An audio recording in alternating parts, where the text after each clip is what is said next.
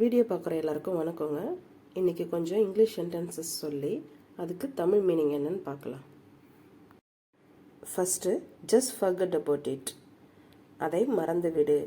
அதாவது ஒருத்தவங்க எதையாவது நினச்சி ஃபீல் பண்ணிக்கிட்டு இருப்பாங்க பார்த்தீங்களா, அப்போ நம்ம யூஸ் பண்ணுற ஒரு சென்டென்ஸ் தான் ஜஸ்ட் ஃபர்கெட் அபவுட் இட், அதை மறந்து விடு. இங்கிலீஷில் ஜஸ்ட் ஃபர்கெட் அபவுட் இட்.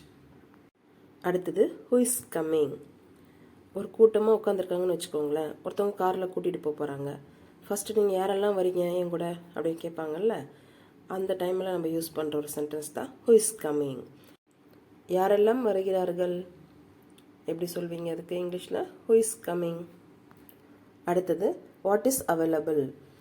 இப்போ ஒரு ஃப்ரெண்டு நம்மளை கடைக்கு கூப்பிட்றாங்க. அந்த கடையில் நமக்கு என்ன விற்கும்னு தெரியல. அப்போ நம்ம கேட்போம், அங்கே என்ன கிடைக்கும், என்ன விற்கும் அப்படின்னு நம்ம கேட்போம்ல, அதுதான் அந்த டைமில் நம்ம யூஸ் பண்ணுற ஒரு sentence what is available. What is available there, what's available there அப்படின்னு கேட்கலாம். என்ன கிடைக்கும், அதுதான் அதோட தமிழ் மீனிங். அடுத்தது யூனோ, அதாவது டு யூ நோ, அதை தான் ஷார்ட்டாக யூனோ அப்படின்னு சொல்கிறோம். அதுக்கு என்ன அர்த்தம்னா உனக்கு தெரியுமா. உனக்கு தெரியுமா அப்படின்னா நம்ம அடிக்கடி யூஸ் பண்ணுறோம். அதுக்கு யூனோ இல்லைன்னா டு யூ நோ. KNOW அதோடைய மீனிங் தெரியும். ஸோ யூனோனா உனக்கு தெரியுமா அப்படின்னு அர்த்தம். அடுத்தது இட்ஸ் ஆஃபுல் அப்படின்னா அது பயங்கரமானது, மோசமானது, பார்க்குறதுக்கு ஒரு பேட் ஃபீலிங் கொடுக்குற எல்லாமே இங்கிலீஷில் எப்படி சொல்லணும்னா ஆஃபுல். இட்ஸ் ஆஃபுல், அது பயங்கரமானது. It's awful. அடுத்தது வாட் அ விண்ட், என்ன காற்று. நல்லா ஒரு காற்று அடிக்குதுன்னு வச்சுக்கலாம். அப்பா என்ன ஒரு காற்று அப்படிலாம் கேட்பாங்கல்ல, அதுதான் வாட் அ விண்ட். விண்டுனா காற்று. வாட் அ விண்ட், என்ன காற்று. அடுத்தது ஹவு டிஸ்கிரேஸ்ஃபுல், எவ்வளவு இழிவானது, ஒரு அவமானமானது, ஒரு அசிங்கமான ஃபீலிங், இது மாதிரி எல்லாமே டிஸ்கிரேஸ்ஃபுல். ஹவு டிஸ்கிரேஸ்ஃபுல், எவ்வளோ ஒரு அவமானமாக போச்சு அது. ஹவு டிஸ்கிரேஸ்ஃபுல், அதுதான். அடுத்தது is tea ready. Is tea ready, tea ரெடியா.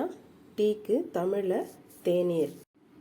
டீ போட்டாச்சா, டீ ரெடி ஆயிடுச்சா அப்படிலாம் நம்ம கேட்போம்ல, அதுக்கு இஸ் டீ ரெடி.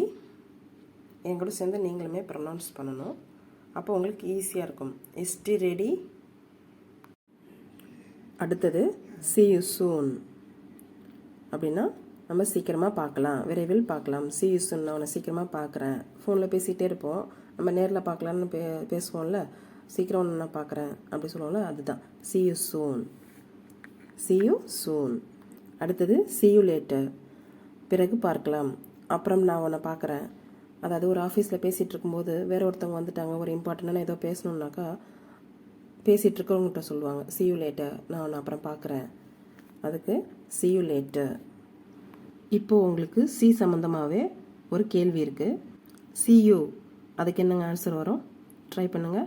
1 2 3 4 5. பார்க்கலாம். ஆன்சர் வந்து பார்க்கலாம். போயிட்டு வரேன், பார்க்கலாம் அப்படிலாம் சொல்லுவோம்ல, tata bye bye see you அப்படி சொல்கிறது தான் see you, பார்க்கலாம். அடுத்தது டாக் இன் இங்கிலீஷ், ஆங்கிலத்தில் பேசுங்கள். ஸ்பீக் இன் இங்கிலீஷ் அப்படின்னு சொல்லலாம்.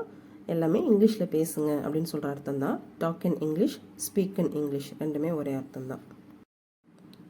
அடுத்தது ஐ அக்ரி, அதுக்கு தமிழ் அர்த்தம் நான் ஒப்புக்கொள்கிறேன். அதாவது நான் ஒத்துக்கிறேன், நான் செஞ்சது தப்பு தான், நான் ஒத்துக்கிறேன், நீ சொல்கிறத நான் ஒத்துக்கிறேன், நீ சொல்கிற கருத்தை நான் ஒத்துக்கிறேன், இந்த மாதிரி நான் ஒத்துக்கிறேன் அப்படின்னு சொல்கிற போதெல்லாம் நம்ம இங்கிலீஷில் எப்படி சொல்லணும்னா ஐ அக்ரி. அடுத்தது இட்ஸ் டாக் தேர், அங்கே இருட்டாக இருக்கிறது, அங்கே ரொம்ப இருட்டாக இருக்குது அப்படின்னு சொல்கிறதுக்கு இங்கிலீஷில் it's dark there. It's dark there. அடுத்தது ஐ காண்ட் கம், கெனாட், அதை தான் நம்ம ஷார்ட்டாக காண்ட் அப்படின்னு படிக்கிறோம். ஐ காண்ட் கம், என்னால் வர முடியாது, என்னால் வர முடியாது, அதை தான் நம்ம ஐ காண்ட் கம் அப்படின்னு இங்கிலீஷில் சொல்லணும். அடுத்தது ஐ ஆம் ஹங்க்ரி டூ. ஹங்க்ரினா பசி, எனக்கும் பசியாக இருக்குது, எனக்கும் பசிக்கிறது, நானும் ரொம்ப பசியோடு தான் இருக்கேன் அப்படின்னு சொல்கிறாங்களே, அதுக்கு தான் ஐ ஆம் ஹங்க்ரி டூ. இங்கிலீஷில் எப்படி சொல்லணும்னா ஐ ஆம் ஹங்க்ரி டூ. அடுத்தது டேக் திஸ் மணி, அதுக்கு தமிழ் அர்த்தம் இந்த பணத்தை எடுத்துக்கொள். ஒரு ஃப்ரெண்டோ ஒரு அம்மா அப்பா வந்து ஒரு குழந்தைகிட்டயோ சொல்லுவாங்க இந்த பணத்தை எடுத்துக்கோ அப்படின்னு சொல்கிறாங்கல்ல, அதுக்கு தான் இங்கிலீஷில் take this money. Take this money easy தான் அது. Take this money. அடுத்தது மீட் மை மதர். ஒரு ஃப்ரெண்டுக்கிட்ட சொல்லுவோம், நம்ம போய் அவங்கக்கிட்ட பேச முடியாத சூழ்நிலை இருக்குன்னு வச்சுக்கோங்க, அவங்க ஏதோ பிரச்சனையில் இருக்காங்க, நம்ம அவங்கள்ட்ட பேசி தான் ஆகணுன்ற ஒரு சுச்சுவேஷன் இருக்கும்போது நீ போய் அம்மாவை பாரு அப்படின்னு நம்ம சொல்லுவோம்ல, அதுதான் மீட் மை மதர். அதுக்கு தமிழ் அர்த்தம் என் அம்மாவை போய் பார். Meet my mother. அடுத்தது சிட் ஸ்ட்ரைட். அம்மாலாம் குழந்தைங்கள கூன் வளைஞ்சு உட்காராத, நிமிந்து உட்காரு, நேராக உட்காரு அப்படிலாம் நம்ம அடிக்கடி சொல்லுவாங்க. அதுதான் சிட் ஸ்ட்ரைட். என் கூட சேர்ந்து சொல்லுங்கள், சிட் ஸ்ட்ரைட். அடுத்தது ஐம் நாட் இன்ட்ரெஸ்டட். எனக்கு ஆர்வம் இல்லை. அதுக்கு இங்கிலீஷில் ஐம் நாட் இன்ட்ரெஸ்டட். எனக்கு அதில் விருப்பம் இல்லை, எனக்கு ரொம்ப இன்ட்ரெஸ்ட் இல்லை அதில் அப்படி நம்ம சொல்கிறோம். அதுதான் ஐம் நாட் இன்ட்ரெஸ்டட். அடுத்தது வெரி டேஞ்சர். மிகவும் ஆபத்து, அது ரொம்ப ஆபத்து, அதுதான் வெரி டேஞ்சர். இது உங்களுக்கு ஏற்கனவே தெரிஞ்ச விஷயமாக தான் இருக்கும் மோஸ்ட்லி. தெரியாதவங்க தெரிஞ்சுக்கோங்க. வெரி டேஞ்சர் அப்படின்னா ரொம்ப ஆபத்து, வெரி டேஞ்சர். அடுத்தது lift the table.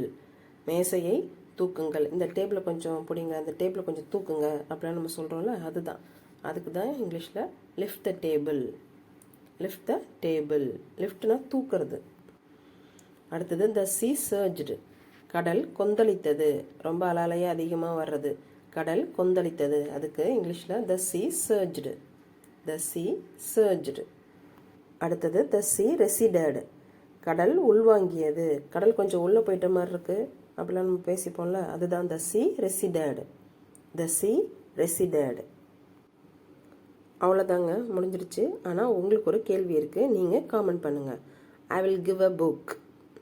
I will give a book. அதுக்கு என்ன வரும்னு காமெண்ட் பண்ணுங்கள். நீங்கள் வீடியோ பார்க்கறதோட மட்டும் இல்லாமல் இங்கிலீஷில் மற்றவங்களோட பேசி பழகணும். அப்போ உங்களுக்கு ஸ்போக்கன் இங்கிலீஷ் ஈஸியாக வரும். திரும்பவும் சொல்கிறேன், நீங்கள் வீட்டில் பேசி பழகணும். All the best. ட்ரை பண்ணுங்கள். வீடியோ பிடிச்சிருந்தா லைக் பண்ணுங்கள், ஷேர் பண்ணுங்கள், சப்ஸ்கிரைப் பண்ணுங்கள். தேங்க்யூ.